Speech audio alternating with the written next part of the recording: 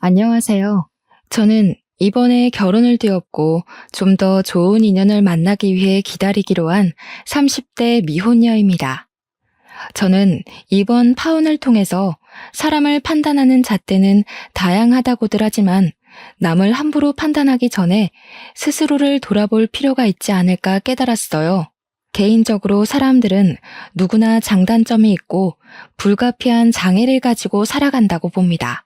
예를 들면 정서적 장애, 신체적 장애, 성격 장애 등이 있을 수 있는데 그 중에서 세상 사람들이 가장 많이 굴복당하는 장애가 바로 정서적 장애가 아닌가 싶어요.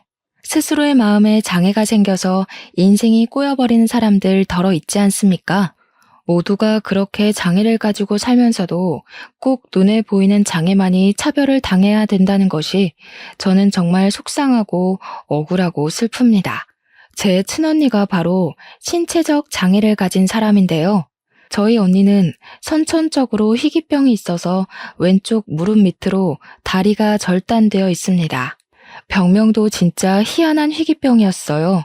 유가종 다발 혈관염이라는 병명을 들어본 사람이 몇이나 될까 싶네요.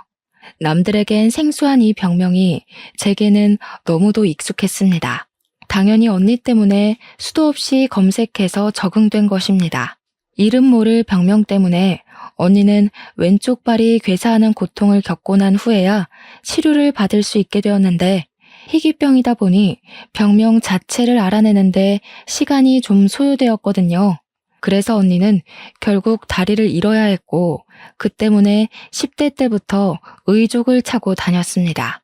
저희에게 친부모님이 있었다면 이런 처지가 조금은 덜 슬펐을 텐데 부모님은 언니가 의족을 찬 날 지인이 상을 당해 같이 새벽 도로를 달리다가 역주행하는 차량에 부딪혀 그 자리에서 돌아가시고 말았습니다. 조부모님은 그런 저희를 가엾게 여겨 두 분 몸도 편치 않았을 텐데 불구하고 부모님 빈자리가 전혀 안 느끼게 키워주셨어요. 언니는 의족을 차고부터 자존감이 떨어져 학교도 안 가려고 했었는데 조부모님이 언니의 마음을 이해해줘서 고등학교 공부를 검정고시로 졸업할 수 있도록 도와주기까지 했습니다. 저는 그런 언니를 단 한 번도 부끄러워한 적이 없었어요. 언니가 저보다 불편한 조건을 가졌다고 해서 무시한 적도 없었습니다. 저는 오히려 언니를 존경했는데 그 이유가 언니는 검정고시를 올백으로 패스했을 만큼 성적이 우수했고 수능도 2등급 2개 빼고는 올 1등급을 맞았을 정도로 뛰어난 머리를 가진 사람이었거든요. 저희 집안에 서울대 사람이 있다는 것은 동네 잔치를 일으킬 정도로 경사였습니다. 그에 반해 저는 너무도 평범하고 건강하게 자란 일반 여학생에 불과했어요. 그래도 언니가 그렇게 공부를 잘하니까 저도 그나마 뒤따르게 되어 적당한 수준의 대학을 지원할 수 있게 된 겁니다. 언니 아니었으면 저 아마 저기 어디 이름 모를 전문대에 붙었을지도 모르겠네요. 수능을 대박치고 대학까지 명문대에 입학 가능했던 언니는 그 뒤로 점점 자존감을 되찾았고 부모님이 남긴 사망보험금을 등록금으로 대주겠다는 조부모님 말씀에 언니는 다시 사회 밖으로 발을 내딛게 되었습니다. 저는 언니랑 같은 대학을 가기엔 부족해서 2단계 낮은 대학을 다녔었어요. 그래도 언니를 많이 존경하고 좋아했던 저는 언니랑 같은 서울 지역이라 얼마나 좋았는지 모릅니다. 저는 주로 제 캠퍼스를 즐기기보단 언니 대학을 찾아가 언니랑 놀곤 했는데요. 거기서 바로 예비 신랑을 처음 만나게 된 거였어요. 예비 신랑은 언니와 같은 동아리를 다니는 사람이었고 언니랑 제법 친한 관계였습니다. 예비 신랑이 제게 먼저 눈길을 줬는데 그걸 언니가 알아채서 저랑 연결시켜준 인연이었죠. 저에겐 예비 신랑이 첫 연애였는데 예비 신랑이 너무 잘해줘서 군대도 기다리면서 대학 졸업하고 나서도 만났고 자연스레 결혼도 약속하게 되었습니다. 언니 덕분에 잘된 인연이기 때문에 언니의 은혜도 잊지 않고 챙겼어요. 저희 셋은 만나서 술도 한잔하면서 친목을 다졌죠. 정말 여기까진 딱 좋은 시나리오였습니다. 제가 생각해도 무난하고 편한 스토리였네요. 그런데 문제는 역시 저의 인적 사항을 불편해하는 어른들의 시선이었어요. 저희 조부모님은 당연히 예비 신랑을 반기며 예비 신랑을 위해서 남성 피로에 좋다는 백봉 오골개까지 사 먹였습니다. 그런데 예비 시댁의 태도는 저를 전혀 반기지 않는 분위기였어요. 제 기분을 상하게 하기 충분한 언행들이었죠. 결혼 인사를 드리러 예비 시댁을 방문한 날, 제게 거침없이 집안 배경과 가족관계, 인적사항 등을 묻던 예비 시부모가 아직도 잊히지 않아요. 내가 아들한테 미리 듣긴 했어요. 사돈 집안이 어떤지 알아보는 건 결혼 준비 과정의 중요한 문제니까 기분 상하지 말아요. 부모님이 안 계시다면서요? 네, 일찍 돌아가셔서 할아버지 할머니 손에 컸습니다. 친언니 한 명 있고요. 조부모님께서 정정하셔서 부모님 빈자리는 못 느끼고 자랐어요. 그래요. 그런데 친언니가 어디 안 좋다고 했던 것 같은데 일반 사람이랑 다르다면서요. 맞나요? 일반 사람이랑 다른 건 없고요. 희귀병을 앓아서 현재 다리가 좀 불편해요. 의족을 차고 다니는데 지금은 잘 적응해서 생활하는 데 불편한 건 없어요. 예비 시부모는 예비 신랑에게 미리 언지를 들었다면서 제게 마치 아무것도 몰랐던 것 마냥 다시 질문을 했어요. 탐탁지 않은 반응까지 대놓고 드러내는 거 아니겠습니까? 제 배경을 안 잊고 하는 것이 표정에서 고스란히 느껴지는데 얼마나 우라가 치밀던지. 살면서 제 친언니가 다리 불편한 사람이라고 말을 해주면 사람들은 딱 3가지로 나뉘어 반응을 해주었는데요. 동정을 표하거나 불쾌해하거나 호의를 베풀거나 이렇게 세 부류가 도드라지게 보이더라고요. 그런데 예비 시부모는 저희 친언니에 대해서 가장 최악인 불쾌감을 표현하고 있었습니다. 그것도 제 앞에서 대놓고요. 이건 저를 무시하는 것 아닌가요? 쉽게는 못 살았겠네. 아무리 지금 적응 잘해서 살고 있다지만 적응 기간이 있었을 것 아니에요. 게다가 희귀병이면 보통 근성으로 치료를 버틴 게 아닐 텐데 고집이 좀 있겠어요? 고집이요? 무슨 논리인지 이해는 잘 안 되지만 끈기 있게 신념을 밀어붙이는 걸 말씀하시는 거라면 맞아요. 우리 언니가 근성 하나는 정말 대단해요. 언니는 언니가 원하는 꿈 다 이루며 살고 있거든요. 제가 제일 존경하는 사람이 저희 친언니예요. 맞아. 엄마, 내가 얘 언니랑 동기였잖아. 같은 동아리 했었는데 그때 나도 얘 언니한테 배운 거 많았어. 뭐 장애인 전형으로 간 거겠지. 장애인 혜택이 워낙 사회에서 유리한 카드로 쓰이니까 너랑 동등한 조건으로 경쟁했다면 모르는 일인 거 아니니? 내가 듣기로는 특수 전형이 커트라인 조금 낮은 걸로 안다. 엄마, 말이 너무 무례하다. 엄마가 그 애 안 만나봐서 그러지. 그 친구 나보다 학과 성적 좋았어. 아무리 그래도 내가 결혼하고 싶은 사람 소개해주는 자리인데 꼭 말을 그렇게 해야겠어? 당황한 예비 신랑이 급히 예비 시모의 말을 막았는데 예비 시부마저 저와 첫 대면이라는 걸 망각했는지 혀를 찢 한번 차고는 예비 신랑에게 눈치를 주는 듯 했습니다. 분위기상 두 분 다 저와 예비 신랑의 관계를 반대하는 입장으로 보였어요. 저는 그 텁텁한 분위기에서 일부러 예비 시부모가 차려준 밥 공기를 깨끗이 비워냈고 예비 시부모가 묻는 말에 숨김없이 모든 걸 다 밝혔어요. 제 집안 사정에 대해 꺼려야 할 부분은 없다고 생각했거든요. 저희 친언니 장애인 전형으로 대학 간 거 맞고 수능 만점 가까이 받은 것도 맞고 서울대 맞는다고 두 분 귀에 톡톡히 때려박아 주었고 심지어 과에서 과탑까지 해 매년 장학생이었다고도 자랑을 했습니다. 그리고 자리를 뜰 때도 씩씩하게 웃으면서 예비 시부모에게 마지막을 기리는 인사말을 했어요. 아무래도 이 결혼은 어려울 것 같습니다. 저는 기본적으로 도량이 넓은 사람들을 좋아하거든요. 그래야 배울 게 있고 존중할 수 있다고. 우물한 개구리는 어울리는 게 아니라고 언니가 그랬어요. 뭐요? 내가 잘못 알아들었나? 지금 결혼을 안 하겠다고 말하는 거예요? 그것까진 이해하겠는데 거절은 해도 우리가 해야지요. 누가 봐도 우리 아들이 손해인 결혼인데 살다 살다 이렇게 웃긴 소린 또 처음이네. 엄마, 내가 말 조심해달라고 했잖아. 미리 말해줬더니 무슨... 나 이 사람 아니면 결혼 같은 거 할 생각 없다고 했지. 빨리 사과해요. 아니야, 사과는 됐어. 나도 이런 분들 모시고 못 살아. 짧은 시간이었지만 밥 맛있게 잘 먹었습니다. 워낙 표정들을 썩히고 계셔서 차일 것 같지만 예의상 인사는 드리는 거예요. 오빠랑 헤어질게요. 안녕히 계세요. 끝인사를 하고 나오는데 이건 예비 신랑과도 의논한 것이 아니라서 예비 신랑 또한 놀라며 저를 뒤쫓았습니다. 제가 예비 시댁을 바로 나와버리는 바람에 예비 시부모의 반응을 못 봤지만 아마 두 분 다 제 돌발 행동을 어처구니 없게 보지 않았나 싶어요. 쫓아와서 저를 붙잡은 예비 신랑이 제게 헤어지는 게 무슨 말이냐고 놀라서 따졌는데요. 저는 애써 관리하고 있던 표정을 그제야 드러내며 예비 신랑한테 솔직하게 말했습니다. 오빠 부모님이라서 이 정도로 말하고 넘어가려는 거야.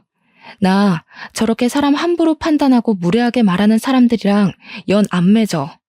솔직히 너무 기분 나쁘거든? 당장 무릎 꿇리고 사과시키고 싶은 거 오빠 봐서 참은 거라고. 알았어. 알아. 우리 엄마 아빠가 실수했어. 내가 사과할게. 엄마 아빠는 정말 잘 몰라서 그랬던 거야. 내가 가서 더 제대로 설명하면 돼. 이것 때문에 헤어지는 건 말이 안 되잖아. 잘 몰라서 그랬다. 잘 모르면 함부로 얘기해도 돼? 오빠가 이미 언지를 줬는데도 저렇게밖에 말을 못하는 사람들이라면 나 더 볼 필요 없다고 봐. 가서 또 그런 모욕 듣고 있을 생각도 없고 가능성도 만들고 싶지 않다고. 그날 저는 예비 신랑과 처음으로 연락을 하지 않고 잠수를 한 일주일 탔습니다. 그러니 예비 신랑이 친언니한테 자꾸 연락을 했나 봐요. 언니가 틈만 나면 제 방을 찾아와 노크를 했는데 그때마다 예비 신랑 입장을 대신 대변해 주더라고요. 그러면서 예비 시부모 입장에서는 며느리 될 집안에 몸 불편한 사람이 있다는 걸 좀 못마땅해 할 수도 있다고 이해를 해주는 거 아니겠습니까? 저는 제가 예비 시댁 인사 가서 친언니 모욕을 들었다는 걸 언니한테만큼은 알리고 싶지 않았거든요. 그것만으로 이미 속상한데 어쩔 수 없이 알게 된 언니는 정작 저를 위해 자신을 향한 손가락질을 이해하고 넘기려고 하잖아요. 저는 그게 너무 화가 나더라고요. 그래서 저는 괜히 언니한테 화살을 돌리면서 예비 신랑 얘기할 거면 문 안 열어주겠다고 내쫓기까지 했습니다. 그렇게 일주일이 더 흐르고 예비 신랑은 제가 다니는 회사까지 찾아와 저를 붙잡았어요. 명확히 따지자면 저는 예비 신랑이 싫은 게 아니라 예비 시부모가 싫은 건데요.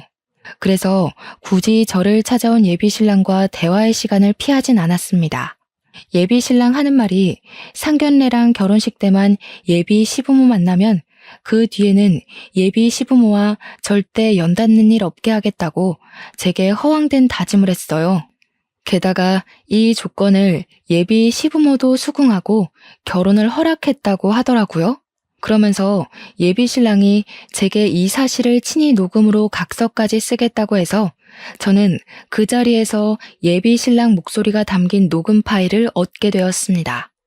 예비 신랑의 눈물겨운 사정으로 인해 저는 상견례 날짜를 잡게 되었는데 참 안 될 사람은 안 된다고 안타깝지만 저희는 결국 결혼식의 문턱을 넘지 못했어요.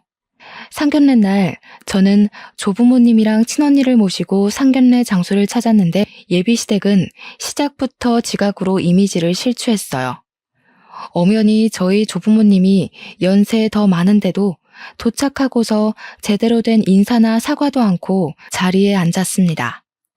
이미 첫 시작부터 마음에 안 들었지만 예비 신랑이 자꾸 저한테 눈짓하며 미안하다고 울상을 지어서 참았어요.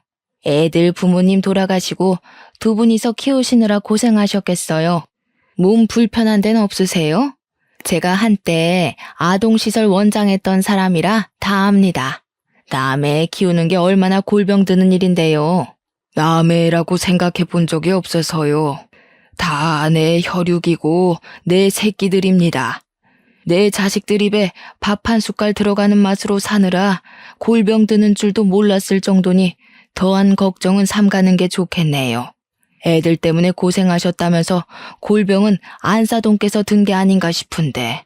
조부모님은 살아온 세월 때문인지 예비 시부모님의 은근하게 예의 없이 하는 말씨에도 유려하고 여유롭게 받아쳤습니다. 그러다 예비 시부모의 타깃은 제가 걱정했던 대로 금세 우리 언니한테 돌아갔는데요. 예비 시모가 우리 언니를 아닌 척 훑어보더라고요. 아유, 몸이 불편해서 가진 능력을 반밖에 못 써 어떡해요? 아가씨 같은 사람들이 학교 다닐 때는 특기가 많지만 사회에 나가면 아직까진 안 좋은 선입견들이 있잖아요. 일하는데 많이 불편하지요? 어떤 일을 하고 있다고 했더라? 복지관에서 단순 노동 이런 거 하나요? 글쎄요. 사돈 어른들이 걱정해 주실 만큼은 안 좋은 시선을 받지는 않아서요. 또 말씀하신 것처럼 제가 단순 노동하기엔 아까운 머리거든요. 사람 가르치고 상담하는 일을 하면서 효도하며 잘 살고 있습니다. 똑 부러지는 것 좀 봐. 그래. 그렇게 당당하고 당차게 살아야 아무도 무시 안 해요. 야무지게 잘하겠네. 다리만 안 불편했어도 내가 딱 며느리 삼으면 좋겠구먼. 이건 또 무슨 개소리인지 모르겠더군요. 예비 시모의 헛소리에 예비 신랑도 놀라고 저도 황당해서 예비 신랑과 눈이 맞았습니다. 거기서 기분 안 나빴던 사람은 오직 예비 시부모뿐이었어요. 예비 신랑이 나서서 예비 시부모에게 이제 그만하고 식사하라고 눈치를 주는 덕에 한시름 정도 더 버틸 수 있었네요. 그런데 상견례 내내 잠자코 동조만 하고 있던 예비 시부 입에서 나온 말 때문에 곧 이곳이 아수라장이 되고 말았는데요. 그런데 그 장애가 그리 있으면 앞으로 결혼하긴 참 불편하겠어요. 아이고야, 애 낳기도 힘들겠어. 애를 낳더라도 몸이 불편해서 거의 남편이 육아를 해야 될 판이겠네. 아버님, 지금 무슨 말씀하시는 거예요? 말씀이 너무 선 넘으시네요. 방금 그 말 경찰에 신고해서 저희가 증언하면 충분히 사회적 문제가 될 발언인 거 모르세요? 경찰? 아니 내가 무슨 말을 했다고 그러냐? 다리가 불편하면 다들 그런 고민들을 하길래 나도 걱정을 해줬을 뿐이다. 누가 걱정해달랬어요? 아버님도 본인 앞날도 똑바로 간수 못해서 회사 해고당한 주제에 누가 누굴 걱정해요. 당장 저희 가족한테 사과하세요. 뭐야? 저 정신 나간 년이 지금 뭐라는 게야? 감히 시애비한테 뭐가 어쩌고 어째? 몸 불편한 네 언니도 서울대 잘만 갔구먼. 멀쩡한 너는 이상한 사립대 나간 것이 뭐 잘났다고 큰 소리를 빽빽 질러? 예비 시부 원성이 커지자 이미 상견례 분위기는 파투나기 시작했고 예비 신랑은 자기 아빠를 말리려고 일어나 안절부절 못하고만 있었습니다. 오히려 제가 예비 신랑보다 예비 시부를 더 잘 대적했다고 할 수 있겠네요. 솔직히 그쪽 집안 경제적으로 부모님 없는 저희 집보다도 부족하잖아요. 제가 틀린 말 했나요? 저희 부모님 떳떳하게 성공하시던 사업가셨어요. 돌아가신 다음에도 조부모님이 그 사업을 넘겨받은 덕분에 지금은 제 이름으로 된 건물도 증여해 주셨고요. 그런데 그쪽은 모 같은 성격 때문에 해고까지 당하셨던데 지금 저희한테 낱말할 처지 안 되지 않아요? 말하는 것 좀 봐라. 내가 진작에 이런 집안에 문제 하나 있을 줄 알았다. 내가 고작 저런 며느리 드리겠다고 이 비싼 옷까지 빚내서 빌린 줄 알아? 예끼, 이 결혼 무효다. 잘 먹고 잘 살면 뭐하니? 사람이 건강한 게 최고지. 이보세요. 살아가는데 장애가 더 문제일까요? 돈이 더 문제일까요? 서울대 나온 장남 이용해서 부유한 처가 돈 좀 뜯고 싶었을 텐데 이제 어쩌시게요? 저희는 더 이상 불우윳 도울 생각이 없어졌는데 입 닫고 계셨으면 혼수비라도 아꼈을걸. 제 복을 발로 차내셨네요. 제 말에 예비 시부가 자리에서 벌떡 일어나자 눈에 뵈는 거 없던 저도 따라서 일어났고 그때부터 모든 게 제대로 꼬여버렸습니다. 저는 무섭게 다가오는 예비 시부에게 밥상 위에 있는 생양파를 집어다 얼굴에 냅다 뭉개버렸어요. 그러자 예비 시부가 눈이 매워 소리를 꽥 질렀는데 여기서 예비 신랑 행동이 웃깁니다. 예비 신랑이 1초 전까지만 해도 저와 결혼이 엎어질까봐 전전긍긍하면서 예비 시부를 말렸거든요. 그런데 예비 시부가 양파즙 공격을 당하니까 갑자기 얼굴색 돌변해서 저한테 쌍욕하며 힘으로 밀어버리더라고요. 예비 신랑이 저한테 손찌검을 했다는 것에 놀란 제가 벙쪄 있었는데 그때 저희 언니가 나서서 예비 신랑의 귀싸대기를 보기 좋게 날렸습니다.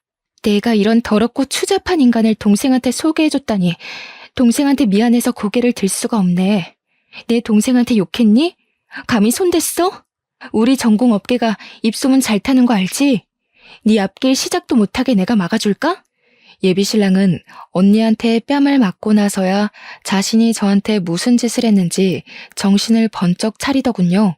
뻔뻔하게도 뒤늦게 저를 챙기려 했습니다. 하지만 제가 그 손길을 냅다 차버려서 예비 신랑은 정강이를 붙들고 깽깽이만 뛰었네요. 그때 할아버지는 지갑에서 수표 5장을 꺼내들었어요. 그대로 예비 시부모에게 뿌려버리더라고요. 할아버지가 돈으로 자부심 부리는 분이 아니라서 저렇게 사람을 엿먹이는 건 저랑 언니도 처음 봤습니다.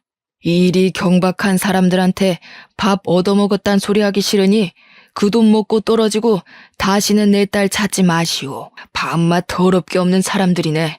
가진 게 없으면 인품이라도 가꿀 것이지. 본인들이 본인들 얼굴 먹칠했다는 거 알았으면 좋겠네요.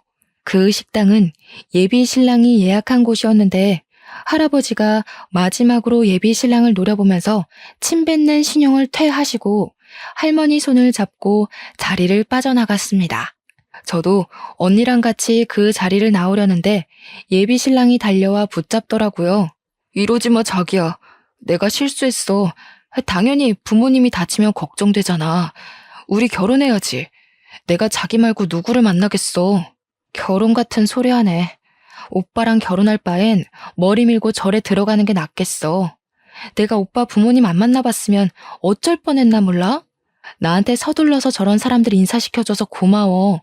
덕분에 손해보는 건 없네. 그렇게 그 자리를 뜨면서 저는 예비 신랑과 파혼을 하게 되었고 예비 신랑은 며칠 간격으로 제 직장을 찾아왔습니다. 지긋지긋해서 한 번만 더 쫓아오면 접근금지 신청 낼 거라고 으름장을 놓았더니 다행히 그 뒤부터는 나타나지 않더라고요. 그래서 그냥 이대로 깔끔하게 마무리되는 줄 알았습니다. 그랬다면 제 기억에서 빨리 잊혀지고 좋았을 텐데 아쉽게도 그들을 또 한 번 마주친 적이 있었는데요.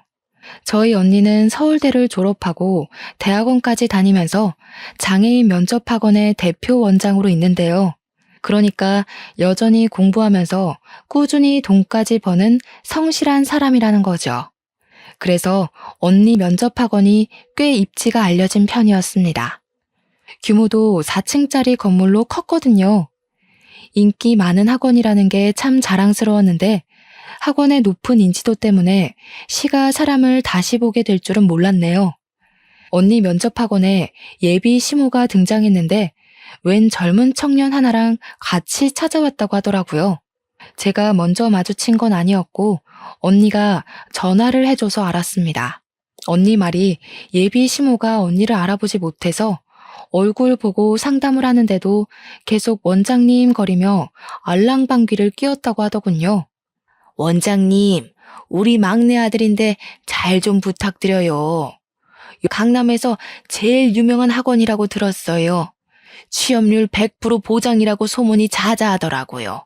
저희 아파트가 여기서 20분은 좋게 걸리는 곳인데 거기까지도 이 학원 유명세가 뻗어 있는 거 아시나 모르겠네. 젊은 분이 너무 대단하셔요. 언니가 일찍 예비 시모 얼굴을 똑똑히 기억해서 제게 곧장 연락을 넣어줬기 때문에 제가 언니 학원에 빨리 찾아갈 수 있었는데요. 한참 상담 도중에 제가 원장실을 박차고 들어가니까 예비 시모가 처음에 놀라더니 나중에는 저를 알아보시고 삿대질을 했습니다. 네가 여긴 어쩐 일이니? 아, 너도 소문 듣고 너희 언니 등록해주러 왔나 보구나? 그럼 그렇지. 서울대 나오면 뭐하니? 그렇게 불편한 몸을 받아주는 기업들이 어디 있다고. 네 사정은 알겠는데 상담 순서 좀 지켜주겠니? 원장님, 이 사람 됨됨이가 안 되는 인간이에요. 제가 아는 사람인데 저 믿으시고 이런 사람 받지 마세요. 참나 웃겨서 못 들어주겠네. 죄송해서 어쩌죠? 저희 언니 학원엔 블랙리스트가 있어요. 아쉽지만 아줌마가 그 블랙리스트라서 나가주셔야겠는데요. 아무리 노안이 왔다지만 면전에 대고 모욕까지 줘놓고 기억을 못할 줄은 몰랐네요. 이 아가씨가 무슨 소리를 하는 거래? 방금 언니 학원이라 그랬니? 여기 이 원장님이 네 언니라도 된다는 거야? 말도 안 되는 소리 좀 작작해라. 100마디 말보다는 한 번의 행동이 강력하다고 친언니가 저를 대신해서 예비 시모의 바락 앞에다 대고 자랑스럽게 의족을 보여주었습니다. 그러자 언니 다리를 본 예비 시모는 얼음장처럼 몸이 굳더니 금방 사색이 된 채로 상황 파악에 들어갔어요. 같이 온 막내 아들한테는 정말 잔인하고 미안한 일이지만 저는 그 아들한테 예비 시모의 실체를 밝힐 수밖에 없었습니다. 제가 예비 신랑과 상견례했던 예비 신부라는 것도 알려주었고 그 약혼이 어떻게 파혼이 되었는지 또한 낱낱이 고백했어요. 그랬더니 그 아들이 자기 엄마를 벌레 보듯 노려보더라고요. 예비 시모는 아들한테 해명하다가도 저희 자매를 상대하기 바쁘니 혼자서 정신이 없었습니다. 그 순간 예비 시부의 코를 같이 눌러줄 수 없어서 아쉬웠네요. 그리고 예비 시모 막내 아들은 제가 만났던 적이 없던 존재였습니다. 예비 신랑한테 동생이 2명 있다는 사실만 알고 있었어요. 상견례는 굳이 바쁜 사람들 불러서 크게 하고 싶지 않아 필수 참석인만 만나는 걸로 해서 더더욱 예비 도련님들을 본 적이 없었는데요. 그러니까 저에게 막내 도련님 될 뻔했던 그는 이제 대학교를 졸업하는 군번이었는데 오토바이를 타다가 큰 사고를 당해서 팔 한쪽과 다리 한쪽을 다친 상태더라고요. 최대한 빨리 응급처치를 했고 수술을 시도했음에도 불구하고 복구에 실패해서 그만 절단하고 말았다고 합니다. 저희 언니보다 더한 장애 등급을 받게 된 거였죠. 저희 집안에 몸 불편한 사람 있다고 욕하던 시모 입장에선 피 같은 자식이 저희 언니보다 더한 꼴이 된 셈이니 아마 억장이 꽤나 무너졌을 겁니다. 몸 불편한 사람만 보면 바로 사회적 낙인이 찍어버리는 예비 시모 성격이 어디 개과했겠습니까? 자기 자식이니 속으로만 진심을 삭힐 뿐 벌써 남몰래 자기 이미지의 오점이라고 생각했을지도 모르겠네요. 예비 시모가 평소에 얼마나 장애인을 싫어했는지 제가 너무나도 잘 아니까 예비 시모에게 닥친 처지가 그저 천벌받은 것처럼 고소했습니다. 역시 예비 시모 같은 사람은 역지사지가 되어야 소통이 되는 것 같네요. 그래도 자기 아들이 도태되지 않게 어떻게든 사회 일원으로 만들어 보려고 우리 언니 학원을 찾아온 것 같은데 아마 그것도 아들을 위해서라기보단 자기가 주위에서 받을 시선과 뒷말 때문에 길을 쓰고 학원을 알아보는 게 아닌가 싶습니다. 진작에 하늘이 무서운 줄 알고 행동을 삼갔다면 자기 아들한테 그리 추한 꼴을 안 당했을 거 아닙니까? 이런 걸 자업자득이라고 하겠죠. 말씨름을 하던 도중 갑자기 불현듯 상견례 때 일이 떠오르더라고요. 예비 시부모가 저희 언니한테 그렇게 불편한 몸으로는 며느리 노릇 힘들겠다든지 애를 낳더라도 남편이 다 먹여 살려야겠다든지 그런 막말을 했다고 했잖아요. 제가 남자 하나 잘못 알아본 탓인데 제 친언니까지 모욕을 당했단 것이 그동안 마음 한편에 응어리로 남아 있었는데요. 그 정신없던 상견례에서 제가 차마 말 못해 후회했던 발언들까지 분수 터지듯 무섭게도 나와버렸지 뭡니까. 아줌마, 천벌 제대로 받으셨네요? 아니, 아줌마가 아니라 아들이 천벌을 받았다고 해야 되나? 그쪽이 우리 언니한테 다리 한쪽 없어서 애는 낳을 수 있겠냐, 밥은 벌어먹을 수 있겠냐며 덜 떨어진 생각으로 입 놀렸던 게 어제일같이 아주 생생해요. 그런데 당신 아드님이 더한 처지를 겪으셨네요? 당신 아들한테도 저희 언니한테 나불거렸던 것처럼 해보세요. 사회에서 낙오될 거라고 짓거려보라고요. 그 입 다물지 못해? 좀생이같이 지난 일 담아두고 있는 게 뭐 자랑이라고 어른한테 대드니? 나는 너희한테 무슨 말을 했는지 기억 못한다. 그냥 흘리듯 한 소리를 너희들이 속 좁아서 그렇게 꼬아들었겠지. 그렇구나. 그쪽 아들도 우리가 꼬아들었다고 생각을 할지 모르겠네요. 아들은 알아요? 자기 엄마가 장애인을 가족으로 두는 걸 얼마나 치욕스럽게 생각하는지? 하늘이 당신한테 참 실망을 많이 했나 봐요. 저는 그쪽 아들이 그렇게 된 게 자기 엄마가 응당 받아야 될 천벌을 대신 받은 것처럼 느껴지는데, 안 그래요? 닥치지 못해? 됐다. 내가 이 학원을 등록을 안 하고 말지. 여기저기 널린 게 장애인 학원이더라. 너희 학원이 이름 좀 났다고 해서 얼마나 잘났나 드러나 보려 했더니 도통 구린내가 나서야 원. 황급히 도망치려던 예비 시모가 자기 아들을 부축하려고 붙잡았는데요.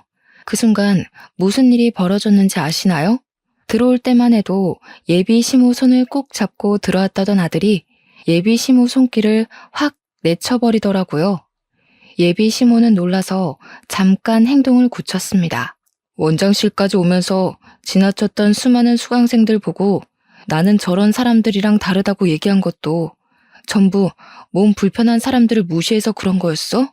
엄마도 엄마 아들이 이렇게 된 거 부정하고 싶은 거지? 내가 창피한 거 아니야? 아니야. 그런 거 아니야, 아들. 엄마는 네가 얼마나 훌륭한 사람인지 아는데 네가 다치면서 용기를 잃었을까 봐 걱정돼서 그런 말 했던 거야. 내 자식인데 창피하긴 뭐가 창피해. 그러게 평소에 마음 좀 곱게 쓰셨어야지. 앞으로 아드님 앞길은 당신이 다 망치게 될 거야. 세상에 정상 비정상으로 나뉘는 사람이 없다는 걸 이젠 이해하시겠어요? 가슴 아프게 아드님까지 비정상으로 보는 건 아니길 바랄게요. 제 말이 끝나자마자 예비 시모 아들 눈에서 눈물이 주르륵 흘렀는데 제가 말을 심하게 하긴 했던지라 상처를 꽤나 받았을 것 같더라고요. 당연히 저도 마음이 좋지 않았습니다. 지켜보고 있던 친언니도 몸 아픈 아들이 마음까지 다치는 걸 원치 않았을 거예요. 그런데 그렇게까지 해주지 않으면 예비 시모는 다른 곳에 가서 같은 실수를 하게 될까봐 그만 선을 그어주고 싶었습니다. 예비 시모도 자기 아들이 우니까 가슴이 아프긴 했나 봐요. 자글자글한 얼굴에 흐르는 눈물을 훔치면서도 본래 성격을 감추지 못해 저와 친언니를 향해 삿대질을 했습니다. 너희들이 뭘 안다고 우리 애에 대해서 함부로 짓거려? 돈 많다고 이런 강남에 학원 차렸나 본데 면접학원 유명하대서 왔다더만 이거 순 사기꾼들이잖아. 너네 같은 정신머리로 어떻게 취업 성공을 보장한다는 거야? 난 절대 못 믿는다. 예비 시모는 원장실 밖으로 소리가 새어나갈 만큼 크게 고성을 내질렀습니다. 근데 의외로 아들이 예비 시모의 강력한 거부에도 버티고 앉아서는 꼭 우리 학원에 등록하고 싶다고, 여기 아니면 다른 학원은 안 가겠다고 쐐기를 박더라고요. 예비 시모는 아들한테 두 번째로 거부당하자 이젠 아들에게까지 목소리 높여 혼을 냈습니다. 당장 일어나라면서 힘을 쓰기도 했는데 아무래도 아들이 신체적 결함 때문인지 예비 시모의 힘을 이기지 못하더라고요. 그 모습을 보는데 얼마나 안타깝던지. 예비 시모는 자기 아들한테 눈총을 받는 와중에도 저희에게 고개 빳빳이 들며 자신의 잘못을 모르는 태도를 보였습니다. 싹싹 빌어도 모자랄 판에 상황 판단력이 얼마나 낮으면 우리한테 큰 소리를 치는 건지 모르겠네요. 아무튼 아무리 봐도 자존심만 세고 지능이 덜 떨어진 아줌마임은 확실한 듯 합니다. 지켜보던 친언니 또한 예비 시모의 막무가내 행동을 더는 듣고만 있을 수가 없었나 봐요. 자기 아들을 잡아당기는 예비 시모에게 친언니가 따끔한 소리를 해줬는데요. 저는 살아온 날에서 절반을 희귀병으로 고통받다가 다리를 잃었어요. 장애인이라는 타이틀에 제 존재가 가둬지는 느낌도 많이 받았고요. 열심히 공부해서 서울대 나와봤자 장애가 있다고 한다면 다들 그 편협한 시선으로 저를 판단하곤 하더라고요. 그쪽처럼 말이에요. 예비 시모가 친언니의 말을 무시하고 자기 아들을 무작정 데리고 나가려고만 했는데 오히려 아들이 알아서 버텨주면서 친언니의 말을 집중해서 들었습니다. 그런데 그거 알아요? 나와 달리 당신 아들은 하루아침에 신체 일부를 잃었어요. 당신 아들은 나보다 수천 배는 더 힘들 거란 얘기예요.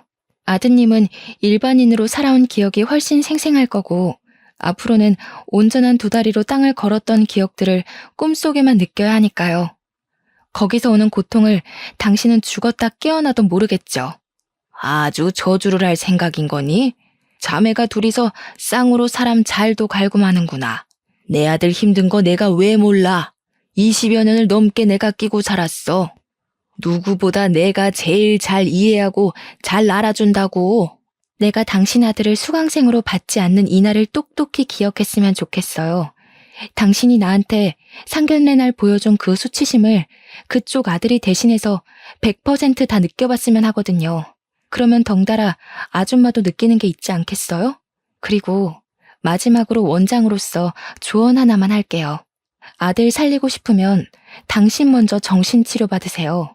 부모가 그 모양인데 자식이 바르게 살길 바라는 건 욕심입니다. 차분한 친언니의 반박에 예비 시모는 그제야 자기 아들을 붙잡고 있던 손에 힘을 풀었습니다. 갑자기 태세 전환하더니 제게 다가와 손을 잡고 불쌍한 표정으로 말하더군요. 내가 이리 부탁한다. 그래도 한때 우리 아들 사랑했잖니. 그때의 인정을 생각해서라도 우리 막내 한 번만 봐줘. 불쌍한 내 아들 어미 잘못 만나서 이렇게 고생하는 꼴 못 본다. 제발 부탁이야. 내가 첫째한테 잘 얘기해서 너랑 다시 결혼할 수 있게 자리 마련해 볼게. 그러니까. 예비 시모의 말이 너무 가소로워서 저도 모르게 웃음이 하하 터져버렸습니다. 어이가 없어서 늙고 거친 그 손을 탁 쳐내버렸죠. 아줌마, 뭔가 오해하고 있는 것 같아요. 그쪽 아들이 날 찬 게 아니라 내가 그쪽 집안을 내다 버린 거예요. 아드님이 제 회사까지 찾아와서 매달린 건 말 안 했나 봐요? 난 아줌마같이 몰상식하고 편협한 시선으로 다른 사람 욕하는 인간들을 세상에서 제일 싫어해요. 제일 한심해. 하필이면 결혼 상대로 그런 집안과 엮일 줄은 몰랐지만 상견례에서 알게 된 것도 엄청난 천운으로 생각하려고요. 그래, 마음껏 비웃고 마음껏 욕해라. 내가 어떻게 하면 우리 애 좀 살려주겠니? 무릎이라도 꿇을까? 그러면 너희들 속이 좀 시원하겠어? 책임 전가하려고 하지 마세요. 어미 잘못 만나서 아들내미 고생하는 거 저희가 알 게 뭔가요? 사정 안 봐주는 거 아줌마 특기 아니에요? 아무리 생각해봐도 내가 그쪽을 도울 이유가 없어요. 아들한테 더 추한 꼴 보이고 싶은 거 아니면 이쯤 나가는 게 좋을 것 같은데 여기서 더 가면 아드님이 그쪽 안 보고 살 것 같아요. 이미 예비 시모 아들은 예비 시모 때문에 자기 인생을 체념한 표정을 짓고 있었습니다. 저희 학원에 반드시 등록하겠다던 욕망도 사라지고 없었어요. 아들이 먼저 원장실 문을 나가자 예비 시모는 또다시 돌변하여 저를 확 밀어버렸는데요. 다행인 건 등 뒤로 벽이 있는 덕분에 넘어지진 않았다는 겁니다. 사람 참 안 변하지 않습니까?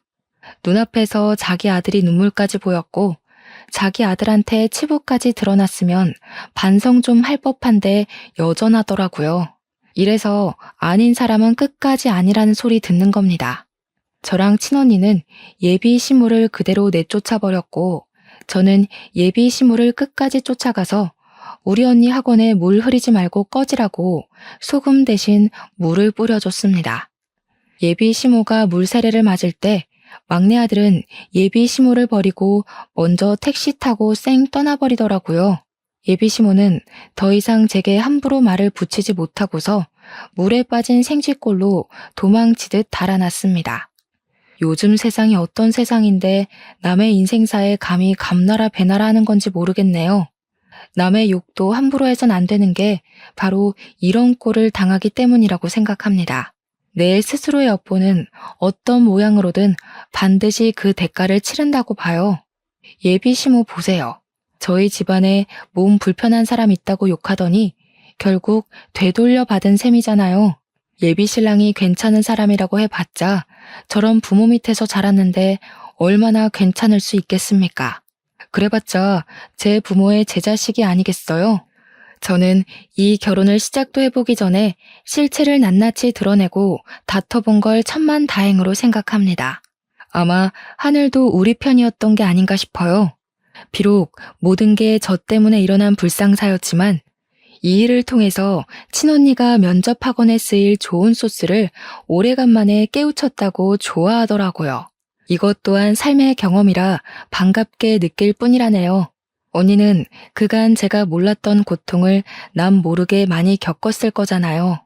언니가 이렇게 상처에 강인한 모습을 보여줄 때면 내면이 제 생각보다 훨씬 단단하고 드높은 것 같다는 생각이 듭니다. 저는 언니한테 그렇게 또 한 수 배웠네요. 그 뒤로는 모든 사람들이 일상의 복귀를 잘하였습니다. 특히 저는 언니 덕분에 멘탈 관리가 아주 빨리 되었어요. 약혼이란 큰 약속이 파기된 것에 비하면 제가 겪은 상실감은 다른 분들보다 꽤나 덜 힘들었던 것 같아요. 그래서 예비 신랑 연락처를 차단하는 것도 깜빡했지 뭡니까? 워낙 예비 신랑 존재가 머릿속에서 빨리 사라졌다 보니까 연락처 지우는 것도 미루다가 그만 까먹어버리고 말았네요.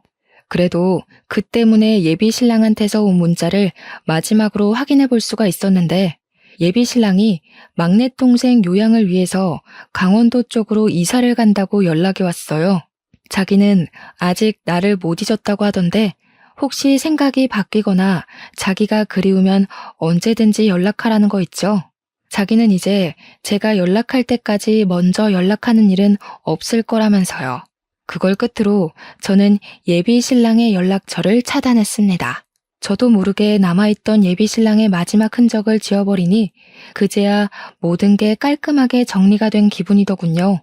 죽을 둥 말 둥 사랑하던 사이도 이렇게 흔적 없이 동이 나버리니 한편으론 더불어 사는 세상살이에서 인간관계란 무엇인가 회의감이 들기도 하네요. 사랑할 때만 해도 그 사랑이 아니면 세상이 동날 것 같았거든요. 역시 세상에서 영원한 건 없나 봅니다. 소중한 것들도 결국엔 제 손을 벗어나니 아무것도 아닌 게 돼버리잖아요. 제가 여기까지 글을 쓰면서 과연 잘 살고 있는 건가 싶은 생각도 들었어요. 파혼을 했다는 상실감 때문이 아니라 어떻게 보면 우리 집안에 발생한 파동 같은 일이기도 했으니까요. 그래도 저보다 훨씬 강인한 저희 식구들 덕분에 저는 늘 배우면서 제 길을 돌아보고 잘 갈고 닦으려 노력하는 사람이 되지 않을까 싶습니다.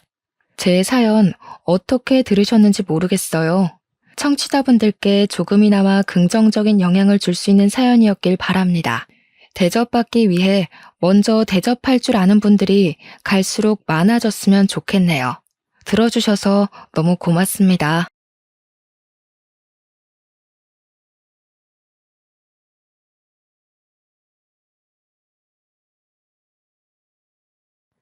안녕하세요. 유치원을 운영하고 있는 50대 여성입니다. 유치원 교사 생활을 포함해 20년이 넘는 시간 동안 아이들을 돌보고 있는데요. 여전히 달라지지 않는 한 가지는 아이들을 돌보는 것이 정말 힘들다는 사실이에요. 하지만 그럼에도 제가 계속해서 유치원을 운영하는 것은 티 없이 맑은 아이들의 미소 때문이랍니다. 과거 가장 믿었던 사람에게 배신당한 슬픔으로 힘들어하고 있을 때 아이들의 맑은 웃음은 큰 힘이 되어 주었고요. 아마 아이들의 미소가 아니었다면 지금까지도 배신당한 과거에 사로잡혀 이렇게 사연을 보낼 용기도 내지 못했을 거예요. 초등학교 교사로 근무하시는 아버지와 유치원 교사로 일하셨던 어머니 덕분에 저 또한 자연스럽게 아이들을 가르치고 돌보는 일로 눈길을 돌렸던 것 같아요. 부모님께서도 유아교육과에 가는 것을 적극적으로 찬성하셨고요. 솔직히 결혼을 하고 아이를 낳고도 복귀해 일할 수 있는 직업은 그리 많지 않잖아요. 그래서 더 유아교육과를 가고 싶었던 것 같습니다. 유치원 교사가 되면 적어도 경력이 단절될 일은 없을 테니까요. 한 번도 휴학하지 않는 저는 졸업을 한 후 바로 유치원 교사로 취업을 하게 되었는데요. 비슷한 시기 유치원에 취업한 동기들이 말하길 유치원 교사로 일하면서 제일 힘든 것은 제멋대로 행동하는 아이와 대소변을 가리지 못하는 아이라고 하더라고요. 동기들의 푸념은 저 또한 충분히 이해가 갔습니다. 아직 20대밖에 되지 않는 친구들이 자기 자식도 아닌 남의 집 아이들의 대소변 가리는 것을 가르쳐주는 것은 쉽지 않은 일이잖아요. 하지만 저에게 가장 힘든 것은 유난을 피우는 학부모도 말을 듣지 않는 아이들도 아닌 바로 유치원 원장이었네요. 제멋대로의 원장에 비하면 그런 것들은 식은죽 먹기처럼 쉬운 일이었어요. 예민하고 자기중심적인 원장은 자기 기분에 따라 행동하는 일이 많았거든요. 기분이 좋은 날이면 유치원 교사들에게 커피를 돌리는 등의 선행을 보이기도 했지만 기분이 안 좋은 날이면 창틀에 앉은 먼지 하나에도 꼬투리를 잡으며 늦게까지 잔소리를 늘어놓았어요. 퇴근 시간이 한참 지나고도 말이에요. 원장은 대체로 모든 유치원 교사를 마음에 들어하지 않았지만 그 중에서도 제일 마음에 들어하지 않는 것은 바로 저였습니다. 아무리 제멋대로인 원장이라 할지라도 몇십 년의 경력을 가진 베테랑급 교사들에게 난리를 피우고 싶지는 않았겠죠. 이기적이고 아이들을 좋아하지 않는 원장의 유치원이 학부모들 사이에서 입소문이 난 데에는 기존 유치원 교사들의 도움이 컸을 테니까요. 입사한 지 한 달도 안 돼 실수가 잦은 저는 원장의 먹잇감이 되기 일쑤였습니다. 항상 안 잊고 온 눈으로 쳐다보는 원장 때문에 출근을 하는 것이 아닌 살얼음판을 걷는 것 같은 기분이 들 때도 있었죠. 놀이터에서 놀던 아이가 넘어지기라도 하는 날엔 원장은 불같이 화를 내며 자기 방에 청소를 시켰고요. 그래도 화가 풀리지 않는 날이면 원장은 자신이 개인으로 타고 다니는 차에 세차까지 시켰답니다. 원장의 이런 만행은 교사들뿐만 아니라 학부모들 사이에서도 소문이 난 상태였어요. 원장의 차를 청소하고 꾸중을 듣는 모습을 본 아이들이 학부모들에게 귀뜸을 한 것이겠죠. 유치원에 있는 사람들은 모두 원장에게 괴롭힘을 당하는 저를 측은하게 생각했어요. 오죽하면 아이들까지 힘내라며 사탕을 쥐어줄 정도였거든요. 원장의 괴롭힘으로 너무 힘든 날이면 부모님에게서 온 전화도 받질 않았어요.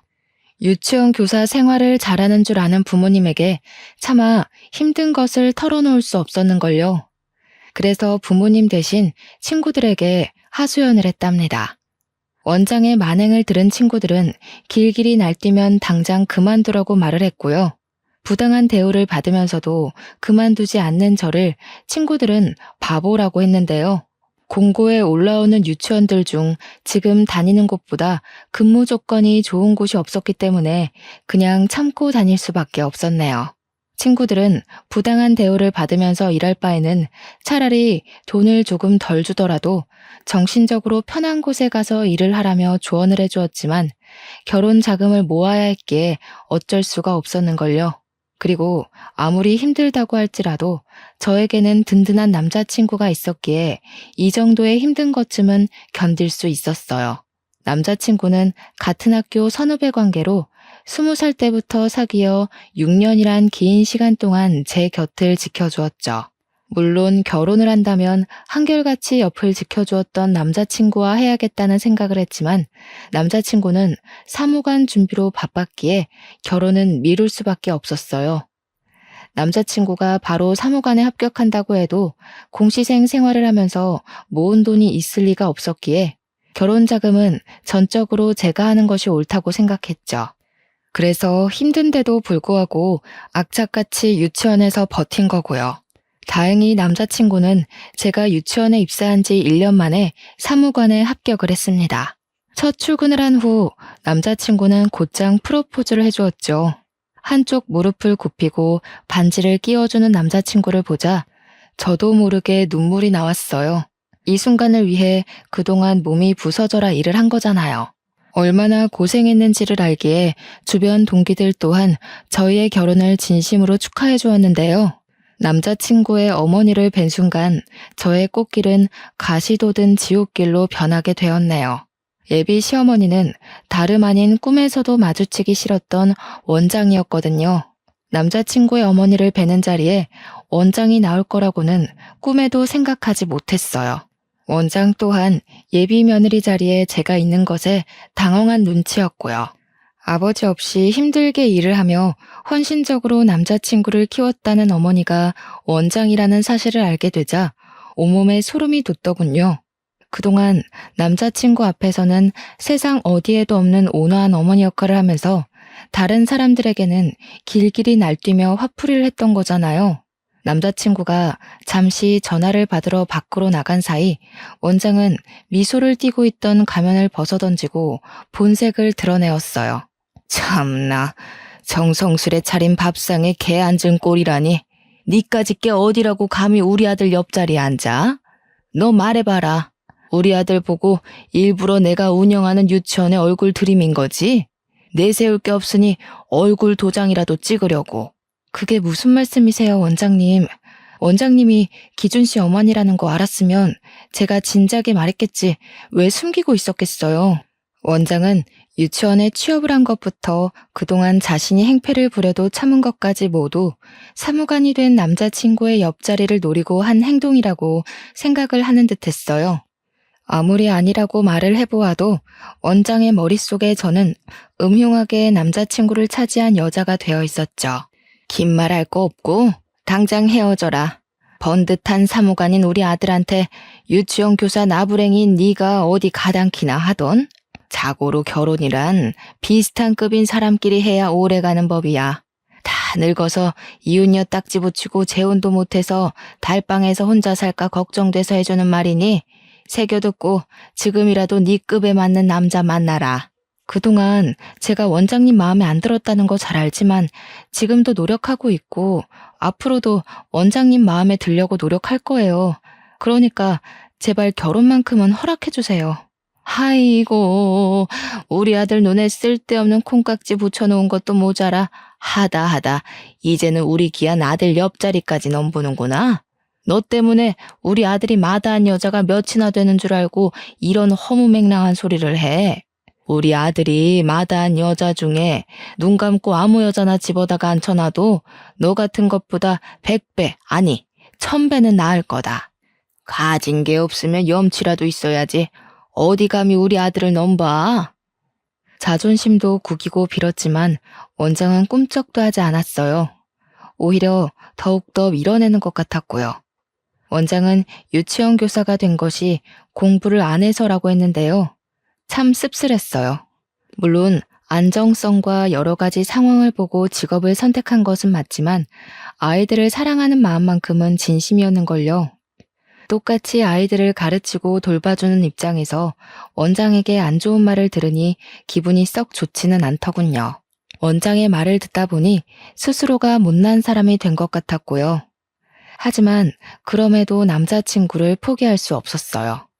그래서 원장에게 저희의 결혼을 허락해달라 싹싹 빌 수밖에 없었습니다. 눈물까지 보이며 빌었던 것이 효과가 있었는지 원장은 못마땅한 눈으로 쳐다보면서도 결혼만큼은 허락한다고 말했어요. 대신 원장의 말이라면 무조건 따라야 한다는 이상한 조건이 걸리긴 했지만 왜 그런 말이 있잖아요. 사랑하면 약자가 된다는. 남들이 보기에는 저를 바보같이 봤을 수도 있어요. 남자친구에게 말을 해서 합의를 봐도 되는 일이니까요. 생각해보면 겁이 났던 것 같습니다. 아버지도 없이 혼자서 자신을 길러준 어머니에게 남자친구는 깊은 애정을 가지고 있었거든요. 물론 남자친구의 사랑이 깊기는 했지만 그럼에도 어머니에 대한 사랑을 이길 수 있는 것은 아니니까요.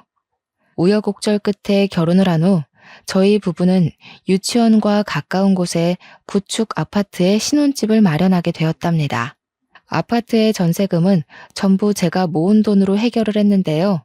남편은 그게 퍽 미안했는지 월급의 70%를 건네주더군요. 그동안 뒷바라지하느라 고생했으니 앞으로 자신이 호강시켜주겠다면서요.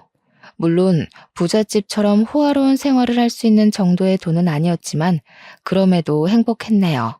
아무리 사랑하는 사이라고 해도 월급의 대부분을 넘겨주는 것이 쉬운 일은 아니잖아요. 결혼 후 남편은 유치원 교사 일을 쉬길 원했습니다. 유치원 교사 생활을 하면서 힘들어한 것을 제일 옆에서 지켜봤으니 그럴 만도 했죠. 저 또한 기회만 된다면 퇴사는 아니더라도 잠시 일을 쉬면서 한숨을 돌리고 싶었어요. 그렇지만 그러기 위해서는 시어머니라는 큰 산을 넘어야 했기에 잠시 쉬고 싶다는 이야기를 쉽게 꺼내지 못했네요. 결혼 후 행복하지 않은 점을 꼽으라고 하면 그건 바로 퇴근하면 신경 쓰지 않아도 될 원장님이 시어머니가 되었다는 점이었어요. 신혼여행에서 돌아오자 시어머니께서는 작정을 하신 듯 여기저기 끌고 다니며 부려먹기 시작했는걸요. 다른 동료분들이라도 있으면 좋으련만 짜고 친 것처럼 모두 개인적인 사정으로 자리에 안 계셨기에 어쩔 수 없이 시어머니의 질타를 그대로 받아야 했습니다. 물론 동료분들의 빈자리를 임시교사 선생님들께서 메꾸어 주시긴 했지만 초보이신 분들에게 아이들의 케어를 전적으로 맡길 수 없었기에 몸은 2배로 바쁠 수밖에 없었죠. 그렇게 몸이 부서지는 줄도 모르게 시간은 흘러가고 잠시 쉬고 있을 때였어요. 밀려있던 답장들을 하며 앉아있던 차 시어머니께서는 자신의 방으로 저를 부르셨습니다. 방으로 가니 시어머니께서는 뜻밖의 이야기를 꺼내시더군요. 집안이며 학벌이며 잘난 게 없으면 빨리 애라도 낳아서 우리 아들 대일 생각을 해야지. 다른 교사들 복귀하는 대로 사표 내고 애부터 가질 생각해라. 네? 그럼 그만두고 가정주부를 하라는 말씀이세요? 당황스러웠습니다. 시어머니라면 당연히 맞벌이를 하라고 말씀하실 줄 알았거든요. 쉬지도 않고 맞벌이를 하라는 말을 들어도 서러울 테지만 아무런 언질도 없이 일을 그만두라니 이건 이거대로 서운하더라고요. 아무리 아이가 중요하다고 해도 그만두고 나면 그동안 쌓았던 경력이 모두 없어지는 거잖아요. 그래서 시어머니에게 차분히 저희 부부의 생각을 말씀드렸죠. 물론 언젠가 아이를 갖긴 할 테지만 지금은 신혼생활을 즐기고 싶다고요. 예, 너는 지금 드라마 찍니? 너희 나이가 몇인데 신혼생활이야. 당장 애 가질 생각부터 해야지. 임신하려면 여자 나이가 얼마나 중요한데. 지금 너처럼 신혼생활 즐기겠다고 애 계획 미루다. 자연 임신 불가 판정받고 시험관이며 인공수정이며 하려고 병원 오가는 부부 보는 게 어디 한두 번이었는지 아니?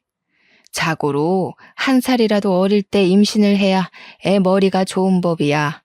군말하지 말고 당장 이번 연도에 임신할 계획부터 세워라. 아이 문제는 혼자서 결정할 수 있는 일이 아닌 것 같아서요. 남편하고 상의하고 다시 말씀드릴게요. 화장실 들어갈 때랑 나올 때 마음이 천지 차이라더니 지금 네가 딱 그 짝이구나. 간이고 쓸개고 내줄 것처럼 구는 게 하도 딱해서 사람 인생 구하는 셈치고 우리 아들이랑 결혼시켜줬더니 어디 지금 와서 딴소리야? 이제 지장도 찍어서 심히 말은 들을 필요도 없다 뭐 그런 거냐? 그런 게 아니라요, 어머니. 아직 결혼한 지 1달도 안 돼서 아이 먼저 말씀하시니 당황스러워서 그랬어요. 그런 뜻으로 말씀드린 건 아닌데 불쾌하셨다면 죄송해요. 이해해보려고 했지만 솔직히 시어머니의 행동을 이해할 수는 없었어요. 물론 저희 부부 둘 다 아이를 좋아하긴 했지만 결혼한 지 1달도 안 된 신혼부부에게 직장도 포기하고 아이부터 가지라고 하다뇨. 다짜고짜 2세 계획을 강요하는 시어머니의 모습은 이해는 물론 받아들일 수도 없었습니다. 그래서 남편에게 조심스레 시어머니와 있던 일을 말하게 된 것이고요. 제 말을 듣자 남편은 시어머니가 왜 그러는지 설명을 해주었어요. 알고 보니 일찍 돌아가신 시아버지에게는 3명의 형제분이 있었는데요. 놀랍게도 3분 모두 어떻게든 자식을 보려 했었지만 자식을 보지 못하셨다고 해요. 시아버지 또한 자식을 보기 위해 40이 넘은 나이에 간신히 남편을 보게 된 것이었고요. 집안 내력을 알고 있는 시어머니께서는 집안의 대가 끊길까 걱정하신 것이었죠. 남편의 이야기를 듣고 보니 시어머니께서 왜 그렇게 아이에 대해 집착을 하게 되었는지 이해가 갔어요. 그렇지만 시어머니의 행동을 이해한다고 해서 바로 아이를 가질 계획을 세우는 것은 아니었어요.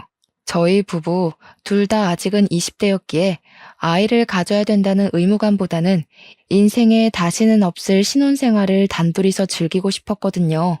하지만 결혼 후 1년이 지나고 2년이 지나고 눈 깜짝할 사이에 저희 부부는 30대에 접어들었는데요. 30대에 접어들어 주변에서 아이들의 돌잔치와 출산 선물을 보내고 나니 서서히 불안감을 느끼게 되더군요. 그래서 뒤늦게 아이를 갖기 위해 팔을 걷어붙이게 된 것이고요. 술을 좋아하는 남편은 2세 계획을 세운 후부터 금주를 했고, 자전거 타기 같은 격한 운동을 좋아하는 저는 요가를 하며 2세를 가지기 위해 노력을 했죠. 아이를 갖기 위해 열심히 노력하긴 했지만 어찌된 영문인지 아이는 저희 부부에게 찾아오지 않았습니다. 1살이라도 어릴 때였다면 언젠가는 생기겠지라 편하게 마음을 먹었을 테지만 나이가 나인지라 병원을 찾아가게 되었죠. 저희 부부는 인공수정을 하기 위해 몇 가지 검사를 진행했는데요. 아무 이상이 없는 저와 다르게 남편은 불임 판정을 받고 말았죠. 검사 결과를 받은 후 저희 부부는 며칠간 대화도 단절한 채 충격에 빠져 있었어요.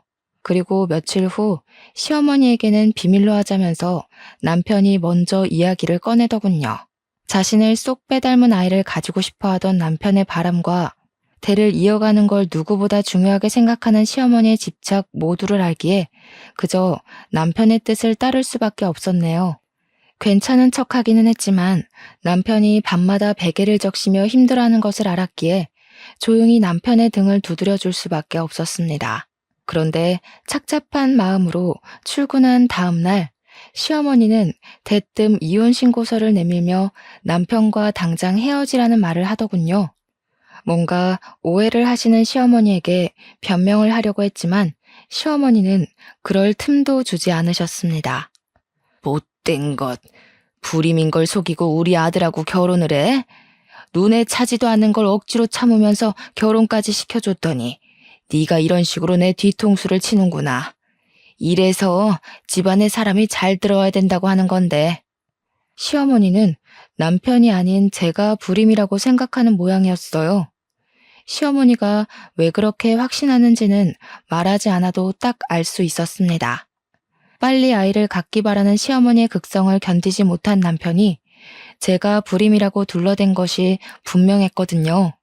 책상 위에 온갖 물건을 던지는 시어머니의 폭력적인 행동 앞에서 한숨부터 나오더군요. 아무리 아니라고 해도 시어머니가 그 말을 믿을 리가 없잖아요. 그래서 변명을 하는 것이 아닌 그저 가만히 있을 수밖에 없었는데요. 시어머니는 그게 더 마음에 들지 않는지 길길이 날뛰며 화를 내셨습니다. 애도 못 낳는 주제에 날고 기는 여자들 다 제치고 부뚜막에 올라가서 죽까지 써? 나는 귀한 우리 아들 옆에 알맹이도 없는 빈 상자가 떡하니 자리 차지하고 있는 꼴 못 본다. 아무리 우리 아들이 탐나도 그렇지 불임인 주제에 손귀한 집에 며느리로 들어오다니 네가 제정신이냐? 긴 말할 거 없고 당장 이혼부터 해라. 이혼하라는 말을 끝으로 저는 원장실에서 쫓겨나듯이 나오게 되었어요.